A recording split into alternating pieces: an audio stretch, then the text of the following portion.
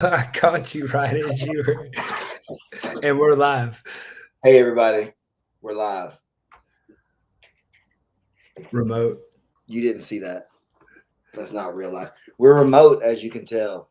That's why I'm talking louder for some reason. I don't even know why I'm talking like you can't hear me.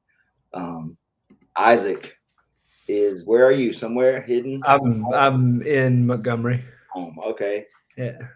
I'm at home. Busy weeks, New Year's, Christmas, etc. Big things. PGF happening next week. First things first, though, got to thank the Musgrove Trial Firm, 678-226-1994. Man, I was actually talking about some stuff like this with some of the students today. In situations where you're maybe dealing with insurance companies or other people that have like legal people on their side, it's always a good idea to get at least a consultation with somebody. I'm not even telling you have to go with like Musgrove Trial Firm, but it's always like good practice to maybe talk to somebody and even see what's going on and what the case is, and if there's a better way or help you can get it all, So just anybody, go talk to somebody if you're in trouble dealing with insurance companies or different things like that, because you're out of your league unless you're in the game with that kind of stuff. So yeah, I would tell you to go to Musgrove, but really anybody would be almost better than nothing. That's just life tip number one for the day, I guess. That's a good one. We got on a roll at 6 a.m., man. Stuff just came up and we were just Legal representation. it's important, man. It's important. People will take advantage of you, even if you don't think they will, or just things they're looking out for their best interests and their company and their clients and stuff like that. So, you need somebody that's going to be looking out for you, and so that's what I'm saying. Happy New Year, Mama Stackhouse. I see y'all been very busy doing a bunch of stuff. So We postponed the holiday for the favorite child, the third and final child. We had to have Christmas late for her. So it's hard whenever. being the best. It's tough being the best. You know what I mean? And Yeah. so sometimes people need to wait on you when you're so good. It's okay. It's okay. But yeah, that's cool, man. I'm glad to see uh, all the stuff you guys are doing as a family. It looks fun and y'all look really happy. So that's cool. PGF though is coming this week. Yep. Basically Combine Sunday, right? Sunday night it'll start with Sunday with the official weigh-in morning or whatever, and then the combine Sunday night. So yeah, you can find all that stuff right here on BJJ 365. Isaac's going to be competing. I'll be up there working, doing some stuff with the desk, either like post show analysis, maybe some in match stuff. Sometimes I'm not sure.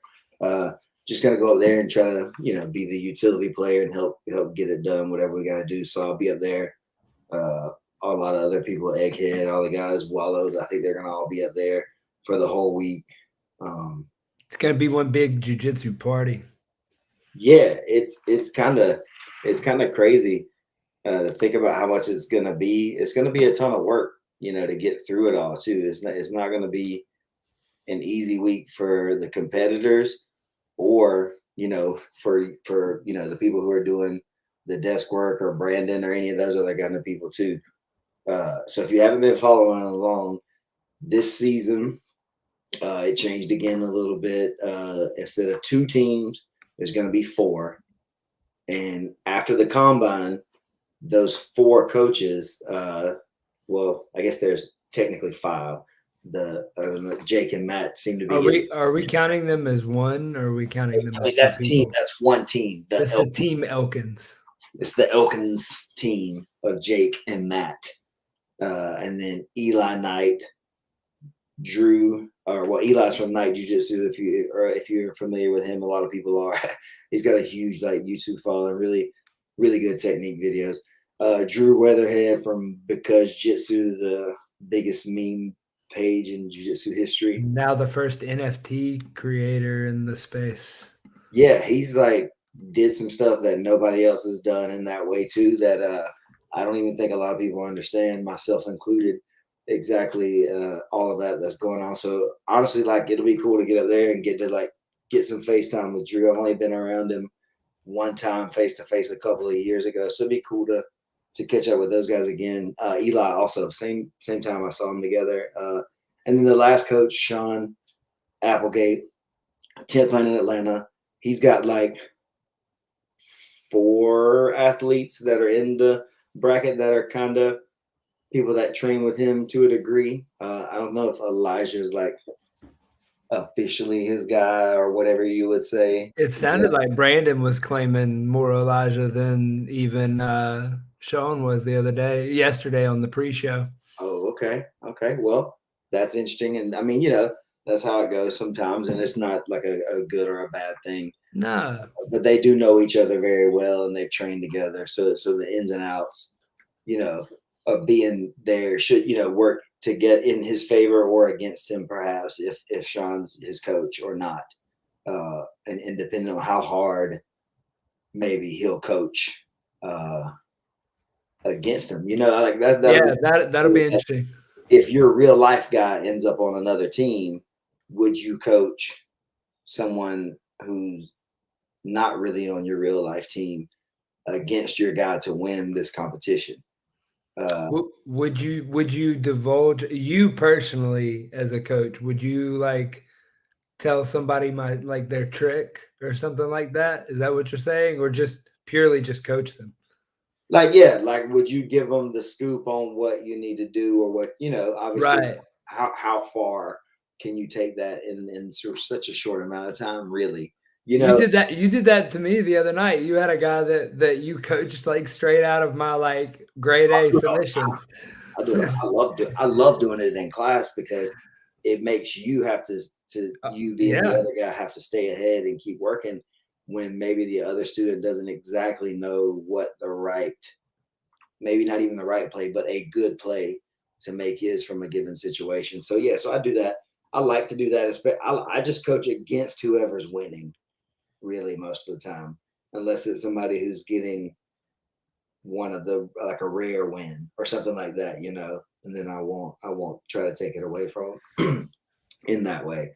So I don't think I don't think there's any like thing you can say in this event that would make it like if I was a coach and you were competing and somebody else was on your other team, like there's not anything that's not a general answer that you give people kind of before competition anyway that I could say. Like your weaknesses or your strengths are, everything's kind of out there for the most part on film. And so you can just kind of make your own assumptions based on what you've seen before, and so obviously you're healthy or whatever. That's all I could know. So I couldn't just be like, man, he really sucks at when somebody tries to go for Kimuras or whatever, and then it's like, well, man, he would have already gotten Kimura a bunch of times in 32. You should already know that. Like, there's already 32 matches of you online in the PGF format. So it's not like a secret, of what a lot of your game looks like to people, right. And that doesn't mean that you haven't done other stuff in the meantime, but it's just that there's a lot of like stuff out there. So it's not like I can't just say. So that's one thing. I don't think Elijah being on his team or not will necessarily help or hurt Elijah, but maybe some of his younger students, it might be a little more impactful because they don't have as deep of an overall, game that they can play.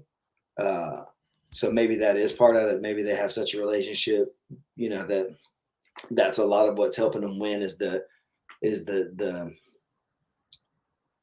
coach student relationship. You know what I mean? Well, and listening to Sean coach, he's really good at telling guys like, all right, this is what you're looking for. You're looking for this thing and this and that. But then like I heard Eddie when we were in LA talk about the fact that like he doesn't coach guys.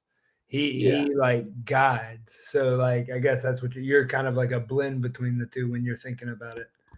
Well, some people it's just that some people don't like being the corner person, like in that moment trying to give out the information or whatever. Some people would rather be in the classroom, like setting out the game plan and stuff like that. Right. But in the moment that stuff gets a little hectic or whatever, and they're not the best at relaying information in that moment. And some guys are really, really good at being that person in the moment of relaying the information back and forth and keeping it concise and not going too far one way or the other. Because sometimes you can give away too much by speaking. The opponent can take away or whatever what you're trying to get your student to do if you just go way too deep or give away too much information. So yeah, it's a double-edged sword in a lot of ways. Some guys do both very well, but when you have that's the thing about it, is you got to have a relationship sometimes with somebody to know like what they're thinking when you're grappling. That's why we have a lot of those conversations after class where I said something when you were rolling or whatever, and you and you had another idea, right? And what I said may have messed you up because you didn't get the context based on the initial path you were going on. So now I've seen you and we talked about when you do this thing that used to confuse me. Now I understand more what you're thinking. So I'm not going to coach away from what you're doing, which I was accidentally doing sometimes because I didn't know where you were going already. You know what I mean? Yeah. So it might have been a different path, but it was still like in the same, right. It's a different path. My coach knows what I'll do well, but another guy would say, do this thing. And that's not in my game. And if I try that, it's going to get me in trouble, So that's a thing too. And I don't know, man. I know the competitors are going to take this all very seriously and compete hard. And it's not going to end up being a big deal and any of that kind of stuff, but it does add a layer of interest to it based on the draft and who do they pick? Do you pick your guys over other people that on paper would be better just because you want your team, and you know that you may get more out of this guy than other people can. They're getting $500 in Bitcoin, so. Right. And so now you are competing. That's what I'm saying.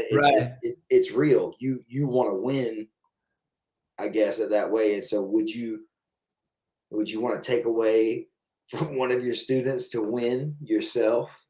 I don't know. We'll see. The dichotomies play out. Yeah, I mean, it's just something that can happen. It's not going to be like a nefarious plot. You know what I mean? It's not bad. It's just that this is what we're doing. It's entertaining. It's just a game. Yeah, exactly. It's like playing checkers. Oh, here we go. Checkers. I heard somebody make I was in just some random room the other night training, and I heard somebody make the chess reference or whatever. And it was everything in me because no one in the room would have gotten the joke for me to be like, no, it's checkers. I didn't want to go off on the 30-minute rant, but it's funny. People would have never forgotten you. Hey, I don't know. Mad. Are you playing much chess these days, or are you just playing checkers? That's it. It's all checkers. Anybody else is making it too complicated. Like, I can agree to play that game with you if you want to, but it's not really the game that I want to play. I'd rather play checkers. So, it's just a better strategic kind of game for me. So what's your checkers analysis of the pack for PGF? I know you've probably read some of what Egghead said and whatnot. Do you have your top 5? Let me pull up a list really quick. Hold on one second. So I'm not as direct. I have it. I might be able to pull it up and share it. All right, I think I have what it is. Obviously, man, not that I don't think people in this bracket can beat him. But you gotta give in the top 5, obviously, Elijah, because he's been so successful at such a level up to this point. So I think he'll pretty handily be able to finish in the top 5, unless he just has a really bad week. You know what I mean? Which It can happen. Yeah. It's possible for sure. It is. It is. And then looking at the list, obviously I would rank highly Elbow Genie. He's gonna have to be up there. He's gonna submit a lot of people. And I think going for having the experience that's from before is going to play a factor. And do you think he choke hunts? Do you think he choke hunts or breaks? This is my checkers analysis. Having gone through it already, I think he's just still going to be able to play his game, and he's not going to worry as much about what the submission is that he gets. He's going to take what's in front of him probably, which is the smartest route in this PGF season. It's not necessarily to let subs pass you by, because then all of a sudden that anxiety of having short time sometimes comes in, and you start missing and things kind of happen or whatever. So I think his like cool, calm demeanor, and understanding of how to do it is going to keep him in the game. And I see him finishing pretty high, and I wouldn't be surprised to see him win the whole thing, to be honest, personally. Okay. So you got Jonathan Roberts sitting on top. He's pretty high for me. He's pretty high for me, honestly. And I just like him as a dude. He's a really nice guy. He's the nicest guy ever. He came through and he won Mid-South last year, I think it was, at the 170s, right? It was our first. It was our second one. I think it was our second one. I don't know. And, just showed a different game in that than he was doing in the PGF. And now it's been another year and he's gotten his black belt since the last time. So he's just seasoned and learned a lot of lessons. He's competed in some bigger tournaments outside of the PGF. So like I have a lot of faith in Jonathan, and I'm picking a lot of favorites because they're favorites for a reason, So Caleb Mcallister is high on my list. I roll with Caleb at what was that? Which was that? Was that the seminars? It was in Jacksonville. I can't remember which one it was. I think it was the group of seminars where Boogie Geo, Nate, and Brandon taught. Okay, yeah. We rolled there, and dude was really, really good. We rolled twice. That's how much I enjoyed the roll with him and how good I thought he was. I wanted to roll with him again that day because it was something I knew he wasn't from the area and it wouldn't be an easy thing to get to do again. Right. So I thought he's really good and really cool, and also like in the right situations, I think he's somebody that could win this, or at least win into the tournament and win the tournament. That's a different thing too. Winning the season will be different than winning the tournament. Well, you're playing 3 different rule sets in the entire week. Right, exactly, with the different time limits and stuff on each one. Yeah. And so that makes you have to be a different person, in those situations. And if you haven't spent time and done the work in any of the systems or the whatever you find yourself in, you're gonna be a little bit lacking. And I know Caleb and, like I said, Jonathan have both spent time, and Elijah also working in, the PGF format and also the EBI rules style formats. So that, they're not going to be lost. So being veterans, being, some of the higher level guys, those are my 3, like, I don't like to say locks because I don't want to put pressure on people, Some of them may be asking for it. They may want the pressure. They want it. That's why they're there, right? Respect to the dudes that are showing up here because, this is going to be pretty gangster week with, a lot of matches and a lot of different things going on. People beating you that may not be able to beat you or getting you to a 0, dude. You do not understand how emotional those zeros are when you win a match, or when you don't win, but you dominate. But you just lose, yeah. Like you did everything you could possibly do and had no trouble, like, handily getting through the match, and you just could not get the submission off, and you get a 0. You just can't understand how bad that hurts. Like, who do you think the hardest to kill this season will be? Oh, like just the toughest person to Yeah, who's gonna be the one that like everybody's just like, I just can't kill that dude. maybe Bulls. Yeah, that dude, he comes at you full force. He's wild. Like Yeah, he don't care. You know what I mean? And he's young enough and just skilled enough, but also at that raw enough level that like Evan last year will be able to hang out and take it where other guys might not want to. He won't yeah. care as much, maybe. So He'll hit that barbed wire fence full throttle. yeah, Yeah. and think he's gonna win too. You know? Yeah. So that's one of the things that's gonna make every match he's in exciting, I believe. Even the top guys are gonna have to be ready to like put that kid away, in my opinion. And so that's gonna be he's gonna be really tough. One of the, I think other people I'm not sure what they ranked him at. I can't remember on the in the other drafts, but I feel pretty good about Kevin Sherrill, and in a lot of the matches. He looked good in Atlanta. Like when him and Boyles got into a scrap that like I mean he can move and Yeah, and looking at he wrestled. matchups, that's what I'm saying. I'm looking at the roster right this second. Right. I'm talking to you guys on my screen. Looking at matchups, he's going to be really tough matchup for almost everyone. I don't know enough about Evers to be honest and give him a big enough pat, but he may be way up there too because he looked really good at the Decatur one. He's dangerous in the legs. Yeah, and that was a really deep bracket. So that, I'm sure he's going to be pretty tough to handle. So if I had to pick a outside favorite to get in, I'm gonna go with Manning from Jacksonville as my dark horse person. Like your wild card. Maybe not to win the season, but to find himself pretty high up in the rankings where maybe not everybody thought that he would be able to get to. And I'm sure some people are going to surprise me. And hopefully you guys all get to stay healthy as you can throughout the week, because with these different matches and stuff. Oh, and the teams, what if you miss 2 or 3 of your toughest matches because they're on your team? Yeah. And you don't have to deal with them until you get in the playoffs, right?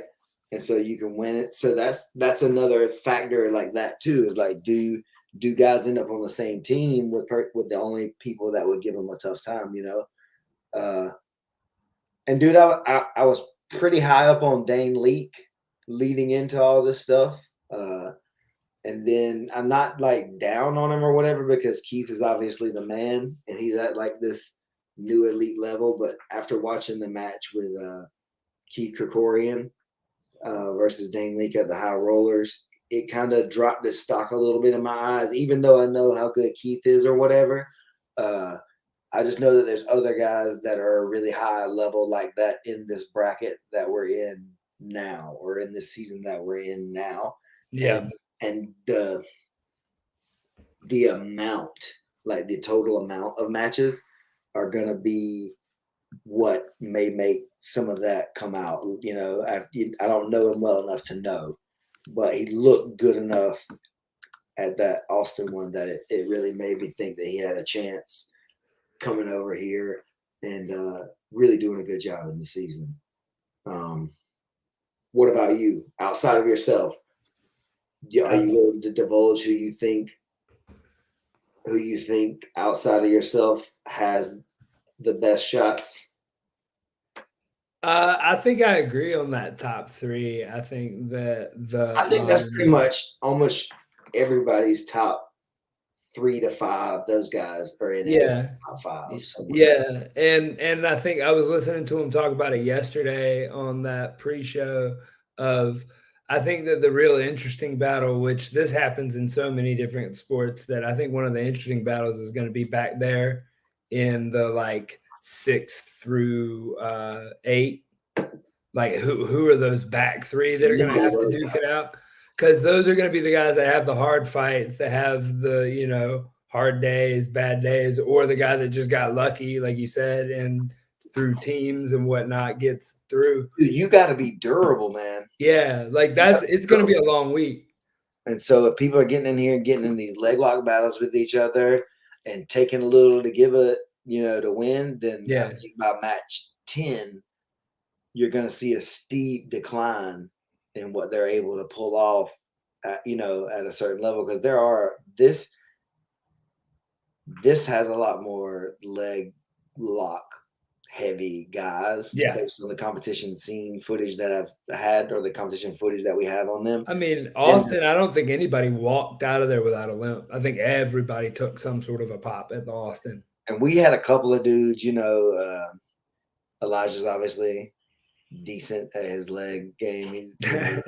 He's caught a couple really good people with leg locks. Once or twice. He's caught some really, really, really high level dudes with leg locks pretty quick. Like, he's caught some dudes fast that were really, really incredible.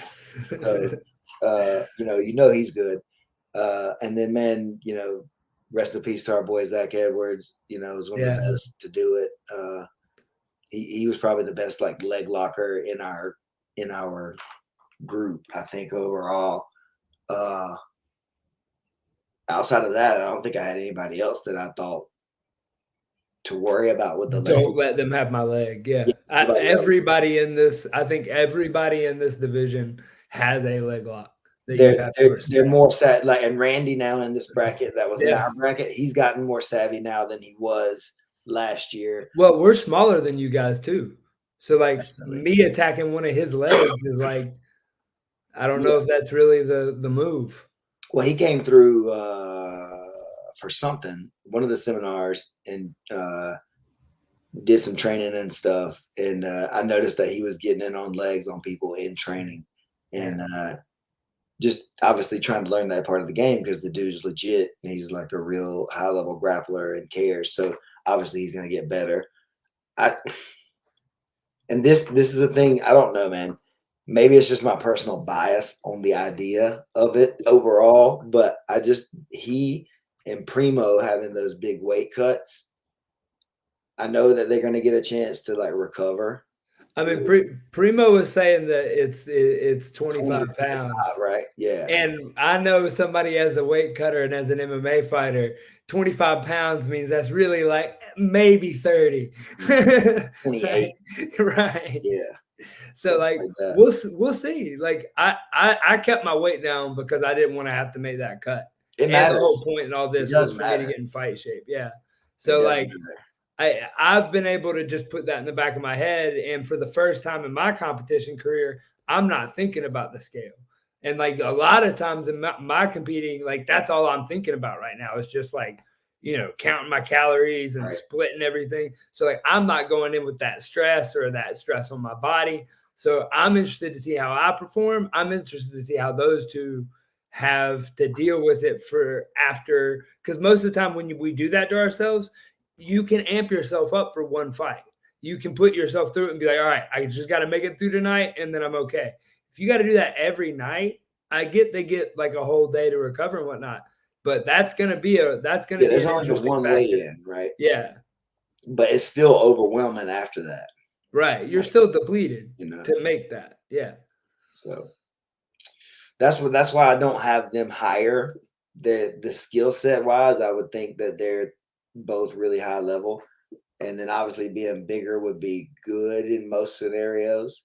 But I don't think that it's going to pay the best dividends overall with the people that we see in this bracket, maybe. And I may be surprised and I would eat my words and whatever, but I don't like the idea of losing that much weight that you can legit lose and get back in that amount of time.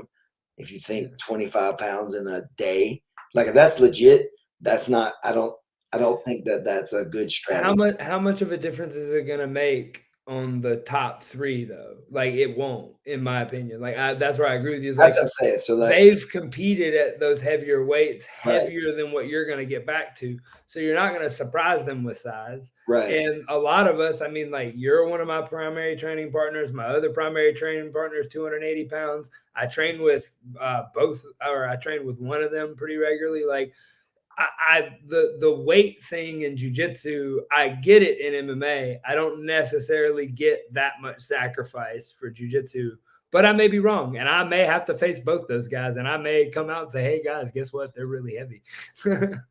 Well, no, they are. They're both going to be really heavy, and they're both Yeah. going to be really strong, right? No doubt about that. Yeah. But beyond that, is the skill set then versus like, are they that much better than that person and bigger? And then the person's coming in, you, for instance, like you said, feeling good, relaxed mentally and stuff. Whereas maybe if you're having to cut 25 pounds today, you've been pretty miserable for about 6 weeks at this point to think that you're going to be able to pull off a 20-pound weight cut in a day. Because you can't do that if you haven't already been being pretty miserable. Your body has to be ready. Your body will fight back if you do that to it. Yeah. For a little while. So you've been sacrificing the technique. You've been sacrificing some of the good training for the ability to lose the weight and to maintain the ability to get the weight off. And again, I'm not saying that it doesn't work at all, because obviously people do it and find success with it. But I'm just saying, I don't think it's a good strategy overall when you have almost half of the field probably not doing it at all, not really having to worry about it. Yeah. So in a week of competition with, I forget how much, it's 16 matches. How many is it? Let's see, 3 a night. 3 times 4. 4. Yeah, 12. that's right. So yeah, 12 matches in the week, and then potentially 3 to 4 more in the end of the week to get Saturday. through. I don't know, man. I don't know. People were getting hurt and banged up in our season pretty rough. By the end of it, a lot of dudes that were winning it were not doing very well by the end of the week. And so I don't know if that would have played directly into the end of the season tournament like it might for you. And we'll see. We'll see how it plays out, because some people may not make it to the tournament after they get through the season points-wise, because they get such a strong lead, and then they can't actually do it on Saturday because they got hurt on Thursday or Friday. That's how likely, how high of a likelihood do you think that is? I was thinking, because that's the game we play, and I mean, somebody could. I don't want it to happen, so I'm not going to put a percentage on it. Okay. But it is something that I've been aware of and thought about as a potential thing that can happen. So somebody else, like a season, like you said, the 9 guy or whatever, if he stays healthy, he may have a shot to jump in, because even number 2 or whatever may not be able to make it. Not that you'll get in because of number 8, but you may not, have to replace the number 2 guy or whatever because of some happenstance to where he can't go. Because this is the first time we're doing it that way too. Where, I mean, every other time we've had this, there's been space between the finale and it's no, you've got to continue the tournament. Yay, you won. Now you got to do it again. So it almost, I don't want to say there's no real value in the season winner this time, because there obviously is. Like it means something to win the There'll season. be seeding, yeah. But going straight into the tournament kind of takes away that like flex of it, because unless you win the tournament, you didn't really get to hold the title at all. Like you immediately went in and dropped the belt, so you didn't get it, whereas at least in the way we kind of did it for our season, when Hunter got through, he had time before the tournament to know, that he had won and got healthy and was able to come back and be healthy, be ready to go again. So it's just interesting. I'm not sure it'll really matter, but it definitely can. Yeah, that's Egghead, the historian over here. You can have to pull out of our finale, right? Yeah, I think there was something. Who jumped in for him? For Jay? Was it Evan? No, Evan made it on his own. Yeah. Where's Egghead at? I don't know. The historian. I was waiting for Egghead's response if somebody in season 2 had to switch out. But I know that we had to do we have. They were talking about the fact that like guys are going to be alternates and whatnot. Was Because it like, Primo was that how Primo got? Was Primo in the against finale? Elijah? Whoever Elijah's first round opponent was, right? That would have been Primo, right? I don't know. Egghead was quick at this, but I can't remember. I'll have to look that up. That's interesting. I forgot about that part too. But that, and then Matt got healthy between that time off. And Wallow said it was Primo who jumped in. yeah, that's what I thought. Okay. Yeah. So in that off time, then we saw one guy not be able to go, and then another guy get a chance to be able to be healthy. So it'll take away that in this game too. The guy that is healthy at the end of the week doesn't have the risk of getting hurt on the way to through a training camp for a finale. So, you know what I mean? There's a bunch of different like interesting new things if you're into it, like I am. There's a bunch of like weird little quirks that can pop up, and I want to see what everybody does. I love watching people like do stuff and make decisions. I want to know like what happens. Let's do it. Let's see what happens. You're just excited about the reality show side of this. You're excited about the human. There's no room for collusion here, Egghead. Yeah, man. Yeah, that's right. Nobody can do that stuff because it's bad for you. It's not what you should do. What if you're a training partner of somebody who's on the opposite team? Would that be the same as like these coaches? Because a lot of us train together. Like a lot of us cross train. I mean, you can. Like that's what I'm saying. Like I guess you could always like have that happen, but it takes away the incentive in this case. It takes away the ability for us to misunderstand the possibilities with scoring. Yeah. And it takes away some of the, what was the word? Chicanery. I don't know how you would say that. Chicanery, whatever. As he said, to where people it was really like confusing what the possibilities were last time. And so I think this time makes it pretty cut and dry about who can do what, and then the points for each team, like the block point mattered, and then also the overall team points at the night mattered. And and then you would get once because you could get a point off of losing somehow, and stuff like that. So the incentive was weird, and so yeah, taking that part of it away definitely makes it less interesting to do that with someone. What would you do? Who the people you train with that are in here? You're number 2 going into last day, but your homie, whoever, let's say Primo again, just because he got into the season on that other thing last season.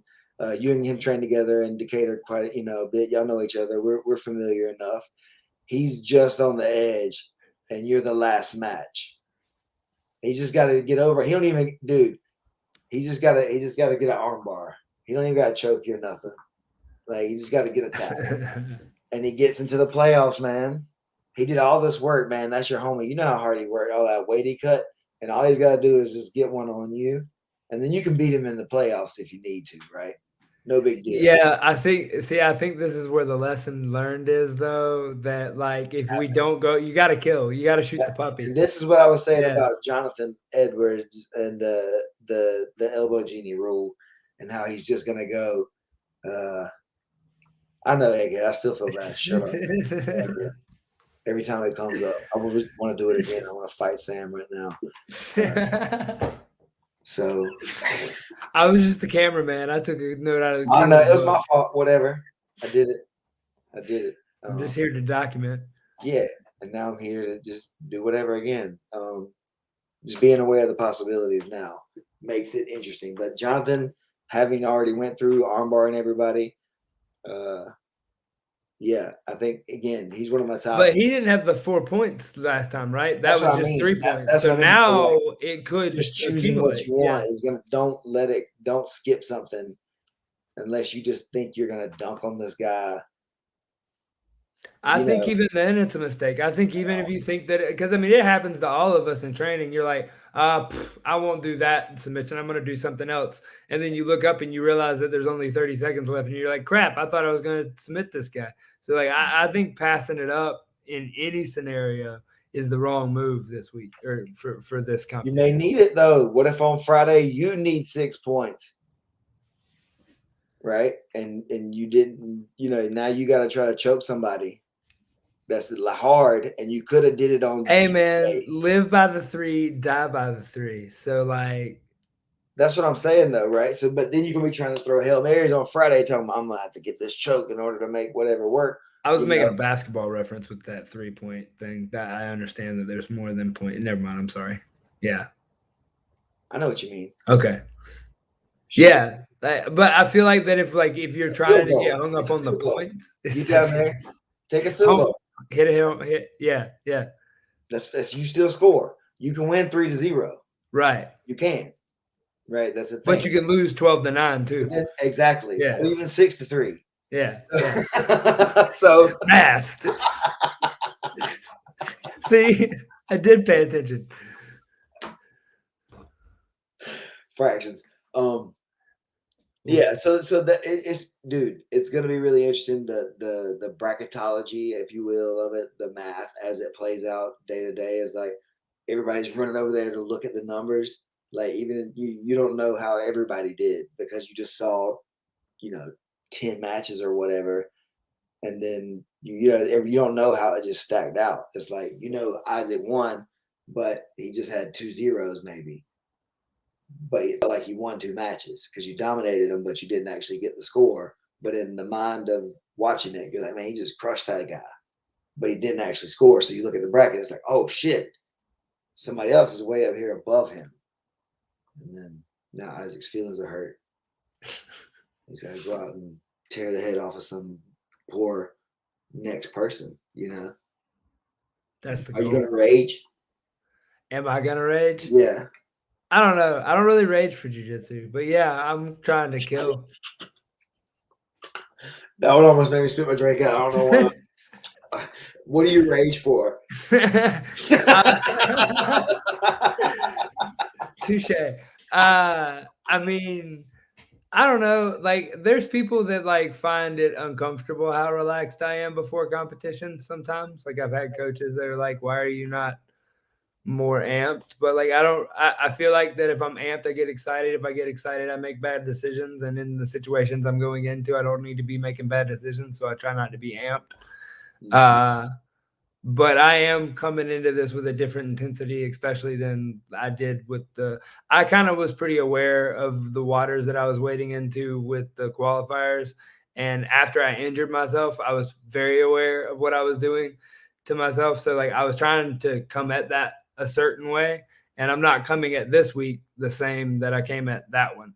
So I am going to come in with a different intensity, but my game is like you said, there's footage out there of me. There's no surprise that's coming, but I don't know. I like to do weird stuff, and I like for people to be confused. So that's kind of mostly what you can expect. Yourself and then just see what happens, right? That's my learning process. Start seeing what happens. No, man, I think everybody's gonna see a different side of your game than they got to see throughout the season, obviously because of the ankle being such an issue. Having to worry about that literally in every match against everybody, and then training around it, trying to improve without being able to use one foot is kind of tough with some of the stuff we were trying to work on and different things like that. So now with the benefit of time, I think you've solidified some of the stuff that you needed to, and then added a couple of wrinkles that'll maybe catch some people off guard in certain scenarios where they're used to a certain thing that may happen that won't happen, So I'm excited to play the game. Yeah, I honestly, as coaching you in the room, sometimes I feel like I have to always be cautioning you against it. It's like the parent. Oh yeah. It's like, man, don't ask my parents. Ask my father. I bet they have so much patience, man. I feel like I don't understand them. When I see how your mom talks about y'all, I'm like, wow. I wish somebody would talk about me like that.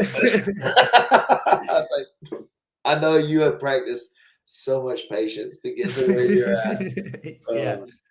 So, but that's cool though. You know, it's my job to say as your coach to try to guide you to the path that I think is best. But then also, you know, when you find something that works for you and you know it works, then we gotta go down that road.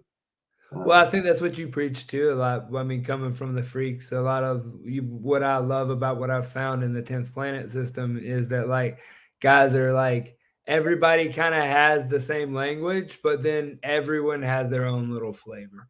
It's like, oh yeah, he does his this way, but this is how I do mine, and then you now have what you can put together as yours. And so, like for the first time to me, training in jiu-jitsu, like the jiu-jitsu felt like mine, and it didn't feel like I was just copying moves that some dude was talking about that I didn't really understand, and I was actually pretty bored in his class, to where like now I'm just taking things that people are teaching and going, oh, that's your flavor on it. All right, I added to this Rolodex of things I got back here. Like it's been interesting to see that and like see kind of how you've pushed that. Yeah, I guess it is.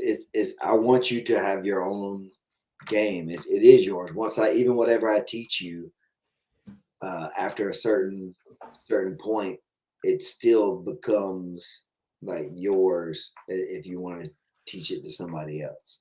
You know, because you can mimic the things I say and stuff or the movements I make or whatever as much as you want, and but until you've kind of lived that philosophy part of it out yourself, you know, it's still kind of hollow when you're presenting it to people. So once you get it from me and you really have it for yourself, then it's not the same thing anymore. Even though it is what I gave you, you know what I mean? It's the thing that I taught you, but you've now made it an interpretation that fits you and your own personal story, so to say. And I think that's like our job as a God. You know, I'm not like, again, I said I'm not like your Lord and Master or something like that. I'm your God. It's my job to like. When do we get the robes? Right, exactly, man. It's on the way. It's on the way soon. 3 to 6 years, I think we'll have enough where we can switch over. But for now, I got to keep saying this stuff to where people will buy in. I got you. But you know, but that's the thing is that I think honestly, like I really want to show you stuff that I like a lot, and then the things that I think are most important that I know, and then that's why I like to bring in other people to come do these seminars and different things like that too, so that you can see, you know, other things that people are doing besides the things that I do. But then also sometimes people come in and they'll say the same thing. They'll do things the way I do it, and it's like interesting. Sounds like your boy here knows a couple things about that their jiu-jitsu stuff, and that's always good too. When I would go out and do seminars, sometimes I would kind of feel bad sometimes if I would just be like going over the same stuff the coach went over before. But then I realized, kind of like you're saying, even if it is something that their coach does, if it is something that I also do well, then it's good for me to still go and either reinforce much of the same message, because if it is a general thing, we both would probably have a lot of the same general ideas, but the specifics is where you would differ a little bit. And then now if you go get that, then now you have more specifics than I have. And that doesn't make what they say right or what I say wrong. It just makes it more information. You know, it's kind of like every study that you do, you know, you go deeper and deeper and deeper, and you learn like more context, more information. It's not always do it differently. Sometimes it is do it differently, but it's do it differently because of whatever the, you know, change in the dynamic that I will present is versus the one that you may present to people when you're teaching it. You know what I mean? Yeah, well, and like when I started, I mean, when I realized that like I was paying attention to the right things and like kind of understanding and wrapping my brain around it, it was like when I would sit in rooms like yours, or like I would go with you to like some of the seminars and hit the like I'd hear something that I had organically taught somebody just because I was the one teaching in that room that day or whatever. I would hear that get repeated and I'd be like, oh, okay, I'm not a complete moron. No, for sure. Like definitely there's been things that it's like, I always do this particular thing and I've told people to do it. And other people were like, nah, nah, and they argued against it. And then we go somewhere to a seminar or whatever, and then this other higher level person that everybody thinks is like way, way better, they teach the system that I do. Yeah. And everybody's like, oh, and it's like, man, I have been saying this for so long, but it didn't really matter until this other person, you heard it from them. But then also for me, sometimes that lets me know that, hey, you should double down on that thing because look, he agrees with you too. He's the same thing, You know right? what I mean? And So it's not like a, oh man, like no, I was here first. It's like no. This makes both of us better. Exactly. Yeah. It's like, look, I didn't make any of this shit up. I got a lot of it from somebody else, and I don't remember what all came from my brain, and then what came from something somebody else said that I've said so much that now it's a thing I say. Some guys are really good about that. Like some guys are like, "Hey man, this guy showed me this in 1982 in a garage after There's like some this." stuff like I that. can't. I don't remember things that way. I'm Like just like, "Yo, I know this thing and I know it works." there's like this, and this ties into a different kind of thing, but like the emotional learning kind of concept or whatever, Yeah. like anything that you learned in like a big moment where it was like really tied to some heavy like emotional thing or whatever, those are probably the ones you remember, the ones that gave you that big like pop the most. But then there's a bunch of little filler details that some other white belt in class told you or whatever when y'all were just starting out. And it's like, yeah, that I don't know who told me to put my elbow here, but I've been doing it for 10 years now. And it was actually just some random ass white belt in class that had been there the week before when coach talked about it. You know, and he just remembered it too. You know, and he put it in the right words for right, you. To where you're like, he said it the way you would understand it. You know, right. Yeah, that's mom made a good point over here. She said that when like this, when you've taught somebody something and then you see them do it organically, like even if you're not there, like I've had that happen a couple of times where like I'll see like somebody do something in a video and I'm like, oh, I know for a fact I taught you that. That's cool. Yeah, and like I don't even need the credit, like no, yeah, outwardly or whatever. It feels good to see it and like to see that they were able to be successful with it. It's like, yes, I do know what I'm talking about. You know what I mean? And that's like a little mini win for myself as much as, you know, and that's the thing. You want to see everybody else win. You know what I mean? Don't go out there and try to give them the BS. You know what I mean? You got to try to give them your best stuff every day. Even if that's, you know, whatever, even if it's disagreeing with them sometimes and not, and, you know, sometimes I've had to like buckle down on people and be like, listen, man, this is not what I'm saying. Like, I don't want you to do this. I don't know who you're looking at. I don't want you to do this way. Like, you know what I mean? Like you can do that, but I don't want that. I want this. Not this pathway today. Right. It's like just, you know, and then sometimes, and then they can do whatever they want when they're somewhere else. Whenever you're doing whatever you want, you know, and you do it your own way, you know, but when you're in my house, so to say, then this is the way I want to see it try to play out. If you're trying to learn the pathway, like if you're right, if like, you want me to be your teacher, yeah. If I'm your teacher, then you must trust me with what I'm trying to say, at least enough to humor me with a legit attempt. Right. You know what I mean? At least give me a real try. Because I'm trying, like you're trying to guide them down the path of, you know, here's the path I went down. Yeah. Try a few along the way, and then eventually you'll find your own. Like, yeah. Right. This was pretty easy, right? This is the one I found that was the easiest. But But yeah, you could do that one. It seems pretty hard to me compared to this one. Where I fell off that one. Yeah. I know a guy who did that one, and he's dead. So, like, I wouldn't go down that road. I'm just saying, you can do it. I saw a guy do it, but he also is dead now. So that's up to you. Choose wisely who who you're willing to listen to, and who's telling you stuff and stuff like that. And again, this is why I don't mind y'all going out fact checking me, because I want to be right. You know what I mean? What's it like being a parent in 2021 when you can get Googled? Does Thomas Google you yet? No, not yet. Okay. I don't tell anything that I think of that's like a. Okay. Oh, come on. You don't ever make a like, hey, Dad, what does the cow do or something? You're like, oh yeah, and you didn't have any of those things that you believed from a childhood that an adult just made that fact up.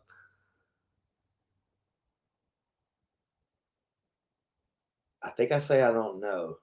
Okay. Right? Okay. Or I'll tell or if I think I know, I'll say what I think. And if that's something that's not true, then it's not because I know that it's a lie. Okay. You know what I'm saying? Like, I don't just tell them some shit just to have an answer. But that never happened to you though? Am I the only person that has like? Oh yeah, I know people Okay. tell me stuff. But see, that's what. Okay, that's find out 20 years later. You're like, oh my god, I believe that my whole life. That's what I'm saying. That's one of the things I'm pretty big, like, against. And right. I don't want to say against. I'm just pro. I'm pro admitting you're ignorant about something. That's not a negative thing. People are like, man, if you say somebody's ignorant, they're like, man, fuck you. And it's like, no, dude, you just don't know anything about this subject yet. That's all I'm saying. You have a uneducated answer to this thing that you don't understand. Let me fill you in.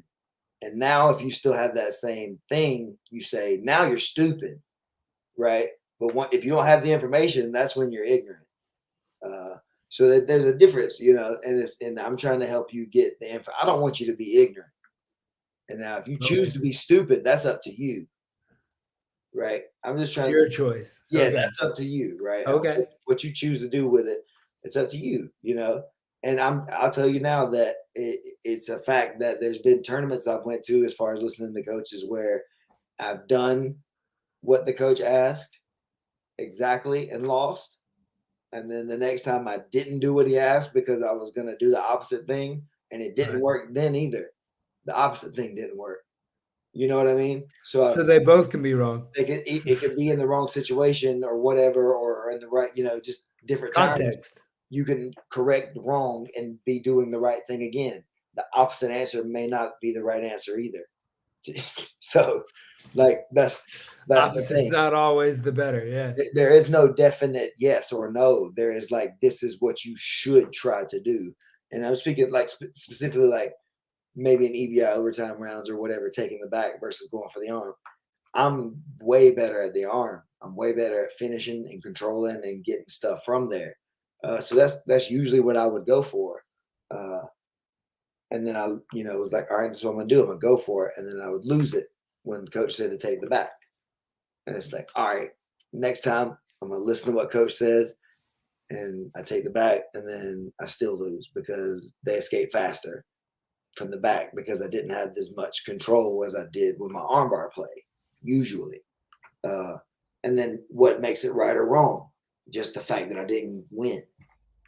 If I got them both, then then it worked. Yeah, they both work. It's like, but so that, I don't know. It's this ongoing like mental exercise of non-committal stuff. Like, you got to constantly be just like offloading trash from your mind to be good at jiu-jitsu.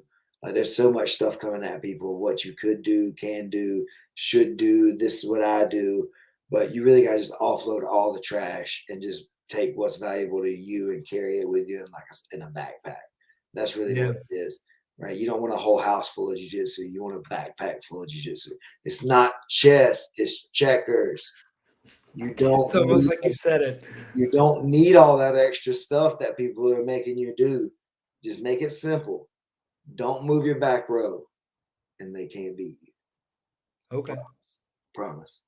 So that's the biggest answer. I've said it a few times now. I'm starting to hone in on it. I got my guy right here. I'm studying. Let me pull his name up again. My man, Marion Tinsley. This man was the Leonardo da Vinci of checkers, right? He beat computers. He was the checkers champion from 1955 until 1991. Never lost a world championship match, ever. I didn't even know that was a thing. Right. He beat the computer. The computer only beat him twice, ever, when he was playing like in front of him. So, okay. I don't know. I'm just saying. Does he have a book or anything on checkers? I just found that Zach just told me who he was this morning. All right. We're talking about stuff this morning already. I was already on my shit. We'll have to dig into the checkers champion. Oh, I am. I'm gonna try to he's like a mathematician. You know what I'm saying? So he's like a super intelligent. That's what I'm trying to figure it out here now. Maybe I wasn't given the pastime at Cracker Barrel the proper due most that people it was. People confuse complication with sophistication, and it doesn't always make it so. Sometimes simple is sophisticated. Sometimes the easiest path is the best path. You don't have to do all this extra work. If you enjoy doing all that extra stuff, sure, go for it. It's pretty. You can do it. They're both board games that take pieces away. And skills. Right? Strategy kind of you want to use or whatever. I'm just not going to agree to play your game. I'm going to make it simple while you're trying to play this complex thing. I'm just going to jump over all your shit when you're trying to like slide around. There is no king on my board. There is no final move you can make to checkmate me. Yeah, so I guess what happens when you play checkers against chess? Huh? What happens when you play checkers against chess? Chess people don't want to play. Ah, okay. Okay.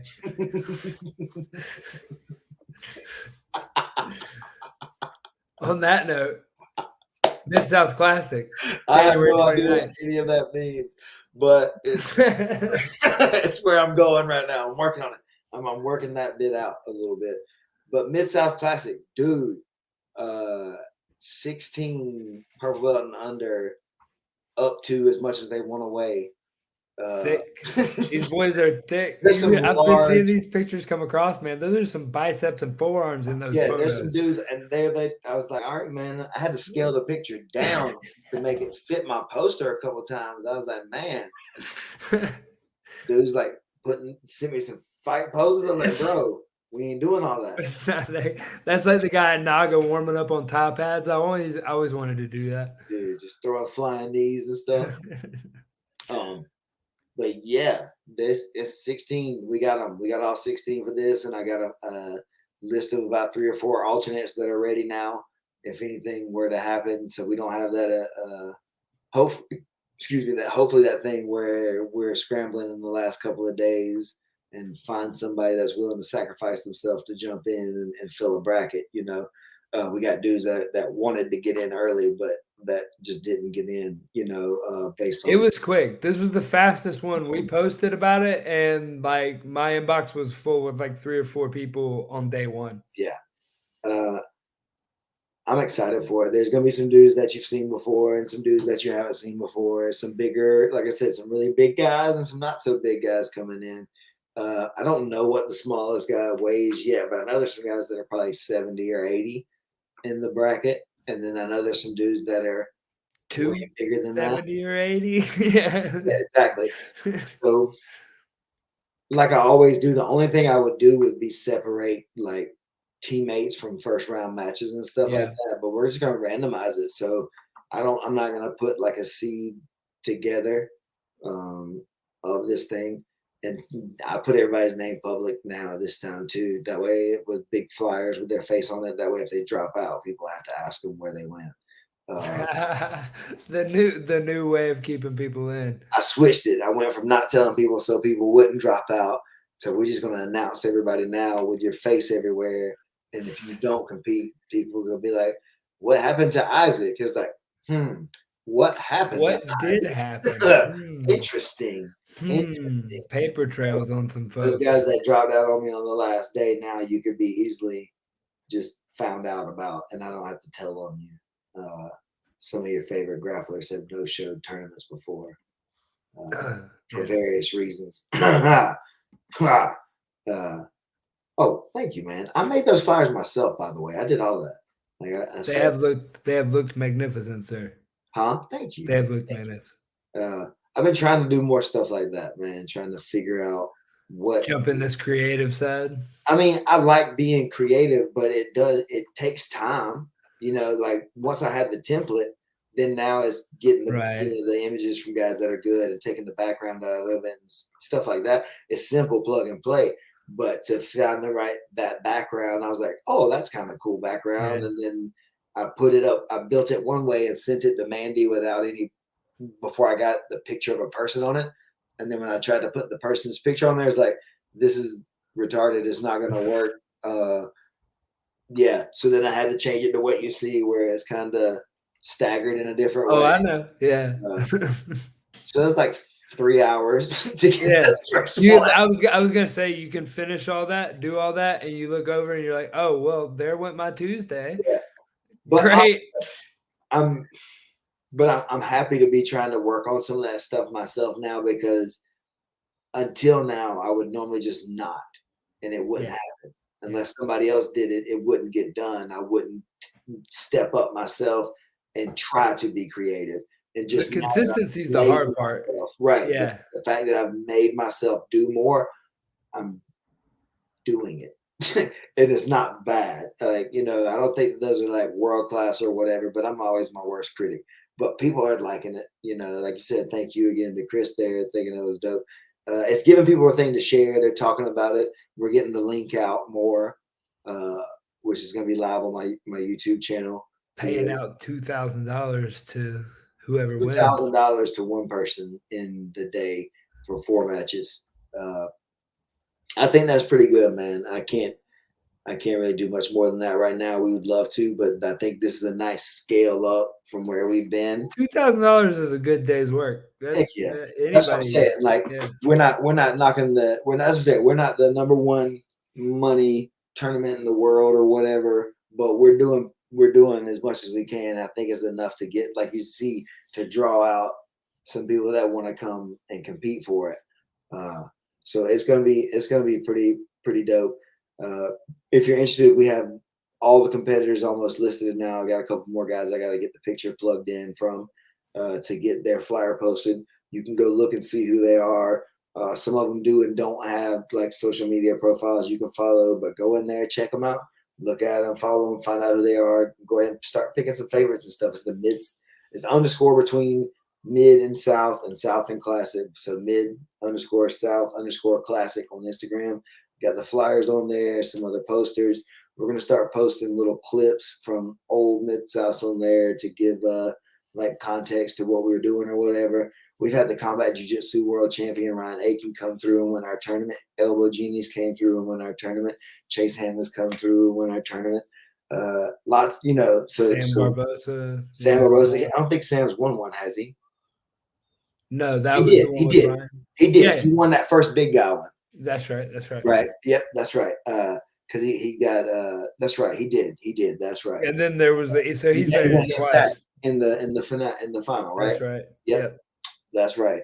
So yeah. So Zach Edwards was in it. So we've had some good dudes already come through and be in this thing, and we're looking to build it. These purple belt guys, the ones that are coming out to compete in this, especially the serious ones, whoever they might be, are going to be the black belts and stuff that you hear about in a few years, doing these same style tournaments and winning the bigger ones.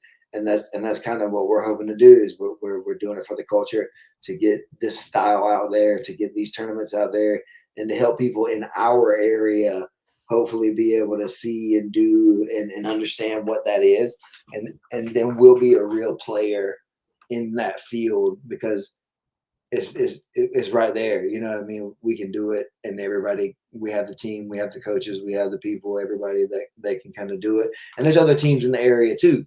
That's what I'm saying. I'm not just talking about my guys, but other teams in our local area too. We got guys from like Caleb from Miller Martial Arts is going to get in there. He's a pretty tough guy. He cross trains with us a little bit or whatever, but he's from a gym that's 10 or 15 minutes up the road, and I'd love to see him come in there and throw down and maybe win it if he can. I'd be hyped for him if he did. Yeah. You know what I mean? So I'm not just trying to take all the shine or whatever. I know there's other good people around here. Maybe some of their guys can get out there and flex a little bit and make some money for themselves being a professional athlete and a professional grappler. So I think Caleb's going to bring a lot of intensity to this. He's definitely bringing that. He's really, really tough and really good. He's one of the guys that should be pretty high up on the favorites list if there was a seeding list. Big Riley obviously is going to be tough. Nick Creighton's coming down from St. Paul, 10th Planet. He's a little bit smaller than some of the other guys, I believe. But I think that just makes him dangerous because he's knowing what he's coming into. Yeah. He knew it's absolute and doesn't care. So that makes that, so stuff like that. South Dakota Chris is looking lean. Chris, but he's just so low key, the international man of mystery. I'm excited to see what he may be able to do in a competition like setting. He's going to step out from being the head ref at the PGF to competitor dude guy. Kevin Church from 10th Planet Jacksonville, a purple belt, really, good. I think he's an amateur MMA fighter still. But is he still amateur? Yeah, I knew he recently had a fight. He's pretty a higher level amateur at this point, though. He's one of the C's in the thick, by the way. Yeah. Oh, yeah. He's large. He's a big, strong dude. He's going to be really, really tough to handle. He comes from a good camp. Jacksonville sent someone to each tournament that's done pretty good, and they always bring good skills with whoever they send up here to our tournament. So I know Kevin's going to be pretty tough. Who else?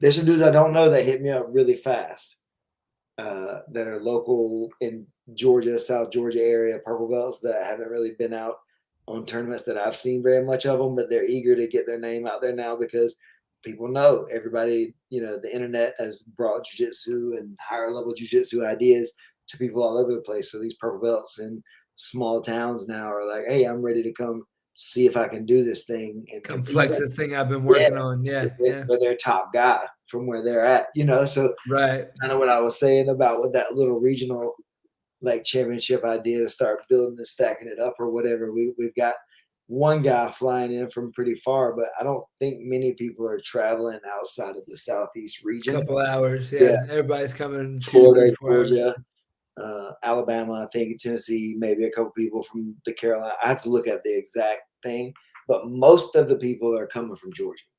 Yeah, so it's a spread out. It's not our guys. We don't have a single person in the 16-man bracket, so nobody is my guy. Yeah, no direct teammates or anything. I don't have any, like, we're not there yet. So eventually I'd love to have someone from my school win every one of them, and that we do, but let it just become a flex. I mean, it's competition, right? And if it ends up being like a flex, then that's what it is. Well, I think that also too, like you run the possibility, what we've talked about is being able to have the duels that go between you and Ironclad, you and Decatur, Atlanta, like doing stuff like that. Yeah. We got to hit them up. We need to do that soon with them because that was fun. Coming for you. Birmingham, Ironclad. Hey, you got to have both Elkin brothers. Y'all thought I forgot because I did, but I've remembered now. And so we're going to be there 2022. 10th Planet Perry is going to take over Ironclad Wrestling and Jiu-Jitsu. We're just going to take it. We're going to teach them wrestling this year. So that's how it's going, son. Front headlock for days. No, but dude, when they came over here and did that team duel, that was one of the funner nights of like. I think it's one of your higher performing videos on the channel. Is it? I haven't looked at it in a while. The people loved it. I remember that. Yeah, it was fun. That's what I mean. It's like it was really fun in that way. I didn't really dig into the stream very much of it, but I just enjoyed the vibe of the room, the energy where they all were competing hard, and everybody was being friendly and cool or whatever. We were all familiar, but definitely nobody wanted to lose. So I really enjoyed that, and I look forward to being able to do that again with them or with other people that have teams that want to come over and do it. Team duels are fun. Maybe set up a freaking set of weight classes, almost like the UFC roster or whatever, as much as you can, 3 or 4, and bring them up at white belt or blue belt or whatever, almost like a quintet in some ways, but not with a max weight limit. just make them have a weight person, like a high school wrestling team, but with less weights. You know what I mean? And Right. you get team, kind of like the PGF perhaps scoring, but it's for the team, and then overall the team may get some money or whatever, or just for funsies, whatever. Something like that would be cool, right? You get the That choke, would your be team cool. gets 6, you get a break, your team gets 3 or 4 or whatever. Yeah. End of the night, who's got the most whoever points? got the most Yeah. out of these 6 weight classes. You get a pizza party. Total score wins. Yeah, hell yeah, man. Ice cream too. That's a good idea. I like that. See, I'm full of them. That's why we just keep talking, because we're just making up stuff as we go. Yeah. It's pretty cool. We got good ideas. At least kind of my whole business model. Yeah. It's like, oh, nope, that one didn't fit. Let's go. Next. Yeah, and dude, some of the content I think that we'll be able to bring to people from this PGF season is going to be a little unique than what other people said. Yeah, I've seen before. If you're into the VR world and the Oculus or whatever, you get the 360 videos are going to come out a little bit here. I'm not sure exactly what the capabilities are going to end up being with that, but we're gonna definitely have some stuff where you'll be able to somewhat tentatively what the idea is I'm gonna have, and I like Keelan and I have talked about this, is we're gonna have it be able to where you are like sitting at the commentator bleachers. table. Okay. And it'd be like you were sitting there next to him. So like you're not gonna be able to see any of the stream, and like you'll be in one fixed position, but it's kind of the cool factor of like, yo, that's like I could sit here and watch Scaff talk to Lindsay. Like Scaff, yeah. Right. So just kind of cool playing with the technology. I think it's gonna be fun and interesting. Yeah, that's what I think too. As I'm saying, if you're into that kind of thing, then it would be cool to have people check it out and see what it looks like and what the feel is of it, and then start dabbling with moving it around a little bit if that's what's on the table yet or whatever. Because at Mid-South, we're going to try to do something similar. So the PGF is going to help us understand that and be ready to use some of that technology going into the Mid-South. So start bringing jiu-jitsu into the metaverse. Bro, we're doing some weird stuff. Y'all are doing a lot more weird stuff than I am, but I'm here for the ride and like learning as we go. Definitely what we're doing. I'm gonna make a dream NFT and make bank. I just feel it. I don't even know what that means yet, but everything will be an NFT one day. One day, your traffic ticket, your movie ticket, everything will be an NFT, and it'll be the technology that drives it. But just like everything out there that people can own that's in the physical world, like a movie ticket or something like that, that can hold value outside of just being a movie ticket. Same thing with an NFT. Right now, it's in that hype art world, and I think that's what everybody's experiencing and seeing. It's cool. It's fun. I've been off in that wormhole. I could rattle everybody's ears off for 2 or 3 hours. But if you're bored and want to check one out, the Drew Weatherhead's tell me 3 reasons. Tell me your top 3 reasons I should go check out Drew's stuff. And then first off, they sold out in 5 days. In the first week, they sold out in 420 unique NFTs that have different variations of rare ability. And then the other reason is because the Discord is something that you can get into without owning the NFT right now. And that's where everybody's having conversations about the project. And I've learned a lot about NFTs in there going through the whole project. And the third reason is just because Drew's a pretty cool cat. I've known him loosely in the circles, kind of like been around some of the circles, like you said, like met him maybe once, I think. But he also genuinely seems like he's trying to do this for the culture, not just himself. This isn't a money grab. He's not trying to just like, I'm going to get super wealthy off this. Yeah, he might, but the way that I was thinking the same thing, like you were saying with jiu-jitsu, when you hear somebody talk about something, it's like, oh, they're saying the same thing I am. Cool. I'll keep going down this path. Like a month ago, I was already deep off in the weeds trying to figure all this stuff out. And I happened across Drew's project, and it's helped me immensely in my project to figure out how to set it up. And like inside that community, everybody's like talking back and forth about their projects, other projects. So like if you want to get educated about it, find a project you believe in like this one and go get in the Discord and just pay attention. And that was 3? That was 3, I think. Okay. Maybe it was 5. I don't know. Counting is not my strong point. We do math on the Dream Show often. Got to keep you sharp. Make sure you're doing your stuff. Yeah. So, what would you say? So then, what about the person who now is trying to go and I go look at this thing and it's like, man, there's this picture of this ape, and this dude, he wants $10,000 for it. What's right? He paid $300 for it last week. Why is it worth anything more than that? So depending on the different rayability and things like that, like it's the value gets determined by the community, and the community is like buying things up. So if it started out at, say, the floor price, well, as they got bought up, like supply and demand, like the price went up, and then he had it price structured out as to like, as you got above a certain number, they became more rare or the less common ones. And those went up in price as well. And that's to like drive the floor price up and create a market. So then once everybody marks off like, okay, we're going to hold these at this value, which they're going to have other things attached to them other than this. But right now it has unlockable content that's like content from Drew and other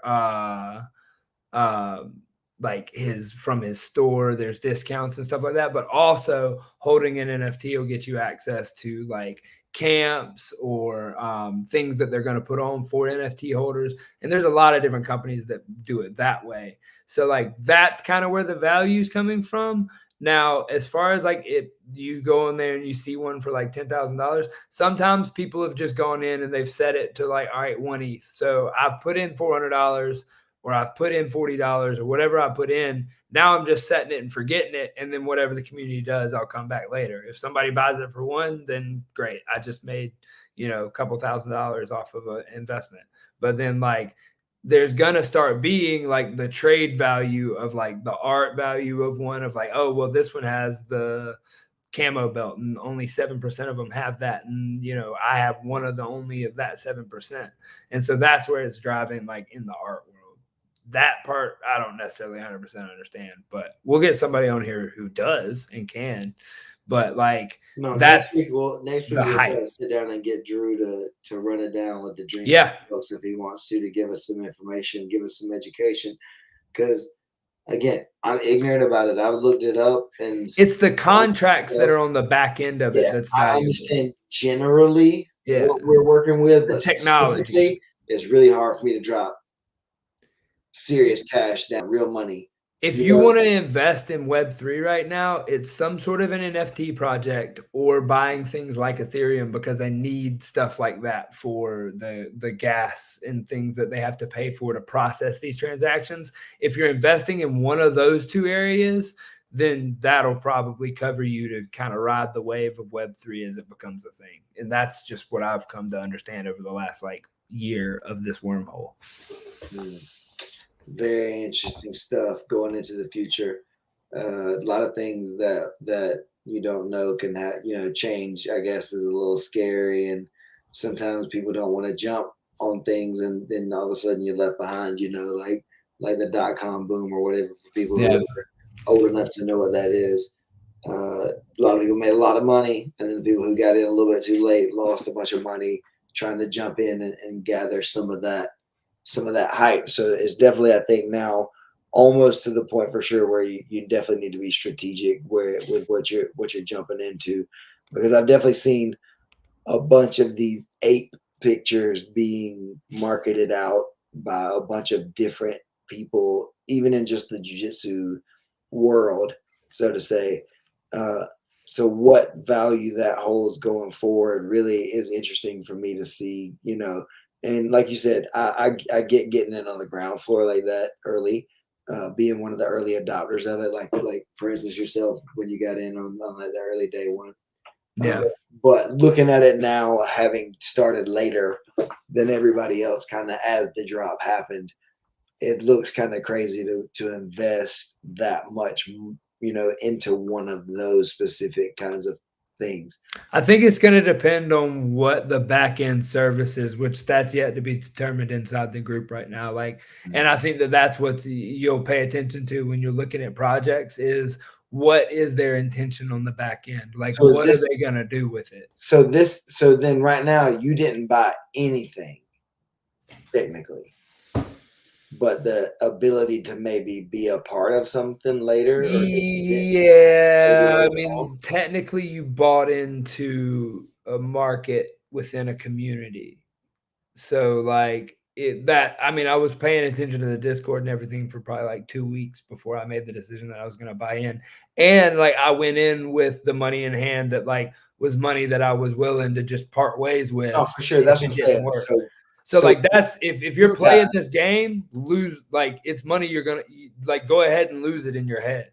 Right. And so that's what I was saying is like I want to understand more about I guess the flippers and the market and selling and what the value is. Why? What gives you that market will collapse. That market is one that's just built on a bubble that everybody's run into a gold rush. So and that's what I'm saying. I really feel like I may have missed. Watch the technology drop. That's paying attention now to look for something that'll be easy adopting early enough still. That way I don't just completely miss out on whatever it is. Technology rarely, if never, goes backwards. So if you follow the technology and get in front of the technology, usually that's your sure way. Yeah, as long as we don't get like EMP'd or something. And I mean, the only thing that's going to stop this is a EMP, nuke, or a comet. But hey, in which case, that's always a risk, though, right? Yeah, jiu-jitsu. Egghead said he was burned by baseball cards in the 90s, so he's not interested at all. Hey, I get it. My wife was in antiques, and so like I can show you a whole bunch of stuff that's worth $10,000 that nobody will buy. So like, the only thing that matters is if you have something that people want to buy. Conceptually, I dig it, and if there was something I could see attached to it now that I understood, I could obviously I could understand it better. But right now, the abstract part of it is kind of, I guess, the baseball card thing. Me too, man. I had so much stuff. And then I was kind of, I just traded it for the people I liked. I didn't really, at a certain point, I realized I was like, there's no value in this crap. So it was like, yeah, you give me, I'll give you this one. But see, there isn't, but there is. With the right one, there's still a market out there for that stuff. There could be. Like I said, you have to have a buyer. So if you don't have a buyer, you don't have a market. Right. And that's what I think is what I mean when I'm saying is like the back end of these is what matters. Is what am I selling to you? Mm-hmm. Is it what is the contract? It's being able to write contracts between two people that get upheld and executed on the internet the way that you wish it would. So can you add something to that thing that you have to sell to me? Yes. So like it's open. Like if I have it and I build an NFT and I sell everybody NFTs and I go, I want 7.5% of every single time that thing sells for whatever value it sells for. So if I sell it to you for $30, I get 7.5%.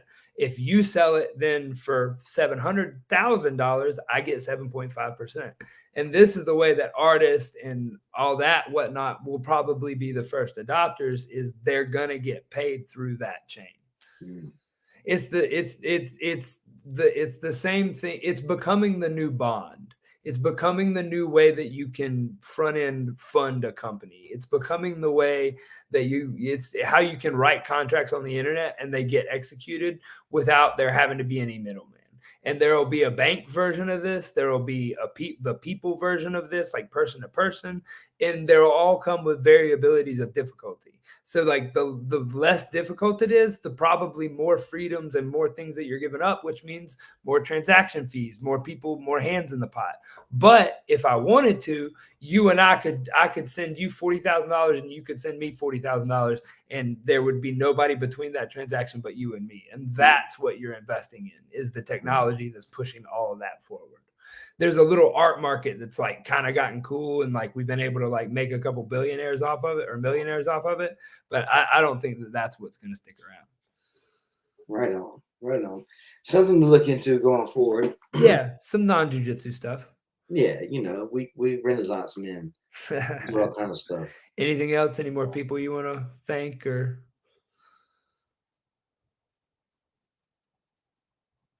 No, I guess not.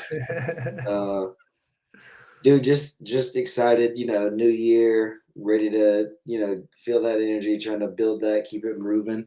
Um, gonna really try to, make it a strong year for myself and the team and everything. And with the mistakes and the non-mistakes and the things we did right of last year, looking to make that, jump, I guess you would say, forward to whatever that looks like when we hit progression. You know what I mean? But I think we're prime for like some stuff to happen around us that'll be really, really cool. That's like the next level of what we've been working on.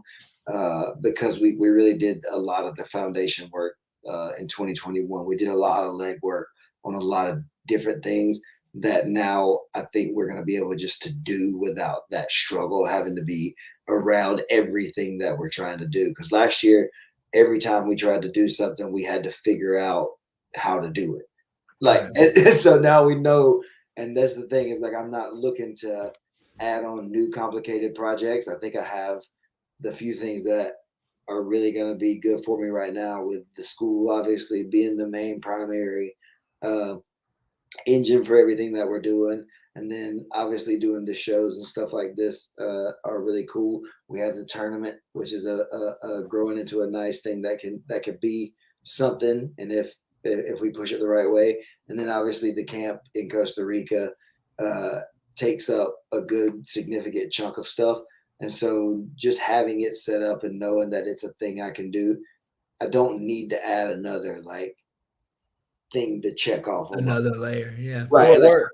Like I looked at it, and that's what I was thinking. Like towards, at the end of the year, like you look back and you think about it, and it's like I did. I have this school, I have this tournament, I have this camp, seminars. I have guys that want to like affiliate under me and have their schools be under an affiliation under me and of some sort, Yeah. because so it's a lot of really cool things that I hope to happen, that are happening. Maybe not the way that I necessarily It might look different, but wanted. it's Yeah, exactly. It's you not what got what you asked for. I got exactly what I'm asking for, and Right. not the way that I necessarily thought or wanted it to be. But man, it's working. Like the things are working, and it's true what a lot of the people say. It's a 5-year overnight success or whatever. It's the long play that we're trying to work on, and now we're pretty much in that intermediate zone. I feel like on some of this stuff we've done a lot of that beginner work, and we're not gonna waste as much time with a lot of that. So I think I look for a lot more efficiency in everything that we do this year. Not just our jiu-jitsu, but in everything. Stop wasting time and space and people's energy and everything like that. Let's cut it down, get what we got to get done, be happy, and then do that. We don't really need to conquer the world per se. We got our own that we're doing, and everybody's doing good. And when it levels up, then we can add on more. We'll keep stacking it as that. We'll build from the bottom up. Not the top down, so to say. Uh, that's how it's going to work, and that literally just takes time. It just takes time to find the right people to come in and do the stuff, to have the ideas, or to have the capabilities to do something. A lot of times people stop because they run out of information, and they don't have a next thing. They don't know what to do anymore. And so that's where a good mentor or a good friend or a good partner or a new set of eyes can be really good for you. And because they can see what you don't see, they can check some of those blind spots and stuff like that. So it's good to have a group of people around you that don't always agree with everything, and that are looking out for the overall best interest. And I really really hope that I did a good job of putting the right people in the right places last year, because I think I had some of my stuff out of order, and it caused me to do way more stuff than I needed to do, because I didn't put the right people in the right places sometimes. So now I think having the benefit of that hindsight and having kind of my aces in their places, so to say, I think things are going to go a lot smoother. In which case means the level up will happen on its own. Right. Now you just have to do the thing. Just keep doing the things. Right. Like I said, these tournaments or whatever and stuff are getting easier. The camps getting easier. The classes are getting easier. We just got to look to grow the gym, and that's the next phase. Finding a suitable sized place for us to go to now is what maybe my bigger focus of this year is going to be. And maybe like be able to provide like the whole thing that you've always wanted to do is like a little bit more than just the jiu-jitsu mat, like Yeah, like a whole like a facility. little more of the whole thing, and that takes that's taking some time, and then the It location. takes time, money, people. Yeah, and the space, right? That's the biggest thing here in Perry. There's not a lot Yeah. of buildings that would be able to hold what we need available right now because they're all full. Right. So people are building and different things like that, and so you guys kind of wait for somebody to move out or move up or whatever. So that's what we're looking at right now. Do we need to build the place? Do we need to buy a place? Just really like not wanting to rush and make any bad decisions just because we're in a hurry. So we're trying to go ahead and make those plans for the future now with a lot of like forethought and hoping for the right decisions to make it easy. Like I said, as long as make it the easiest way that it's going to work. It doesn't have to be this big complicated machine that's making millions of dollars or whatever. It's just got to make enough and be working enough to do enough. And that's what's going to make it go for everybody. So yeah, man, just shouts out to everybody that's staying on board, man, and rocking with me and ups and downs and the swings and helping me figure it out when I don't know what's going on, and let me make the mistakes and still staying in there and stuff like that, because we're all working on learning and growing and making this thing better. Obviously, thank you to the Musgrove Trial Firm, man. Buddy helped tremendously this last year. His support for all the stuff that we did made it possible in a lot of ways. So really, that's why I shout him out so much. And so if anybody else is interested in like supporting the things that we do, we're looking for like some sponsors for the show. We'll give you shout outs. I'll do like ads for the shows and the tournaments. We got a bunch of different things that are available for you guys. So if you like what we're doing and if you want to support us, let's have a conversation. We'll work together. We're not trying to rob anybody. We want to create value for each other and see everybody level up, and along that way, Isaac, Blind Lincoln Productions, Turnkey Connections Group, the Daily Stack, the Wandering Grappler. This man is wearing a bunch of hats, so he's can't knock the hustle, man. We're just trying to see what works and what's going to be the best and most, efficient and right thing to do within this world. This is the world that we love, and this is what we want to operate with. So thank you all for allowing us to do that here at the Dream Show Live. Word. Squares.